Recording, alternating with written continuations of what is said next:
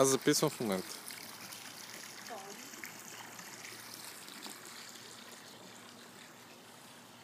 На здраве.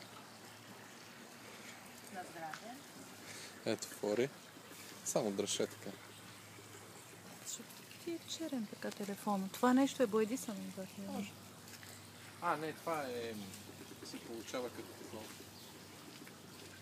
като... Многото нещо изпълня. Фори тук е майстор-готвача, а главният готвач вече легна да спи. Ела тук да покажеш какво прави църпър така.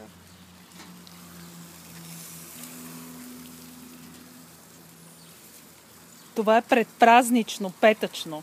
Да. Утре е сериозната работа. Утре менюто включва 2 разнообразни неща, нали? Кюфтета. Тук е на барбекю. Специални кюфтета. Говежди.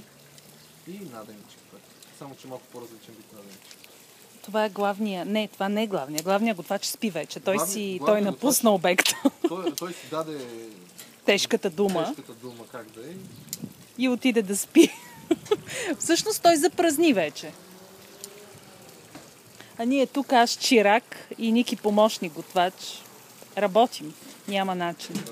Аз приготвям салати, върша общо взето мръсната работа. Не сме се спрели цял ден. Не сме се спрели. То е поливане, то е блъскане, запознанство с всички селски съседи тук. На здраве, Никче. На здраве. За сега няма комари. Не, аз съм ги приготвил тия тук. Ето тук посевите. Някога към октомври-ноември може и да цъпнат. Може и да израстат.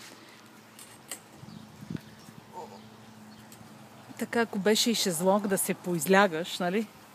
Идеално. Знаеш какво видях? Люлеещи столове за навън. О, май гад. Всичко лека по лека, стъпка по стъпка. Не, ми трябва за вътре люлеещ стол, за навънка не Ще имаме всичко. Най-важното е в момента църпър отвън. На тиферич. Искаш ли още да те снимам? Не. Снимай, ако искаш. Както искаш. Не ми се снима, не ми се държи. Добре, хайде, чао от Чао! нашата вечеря против барбекю. На всички! Чао.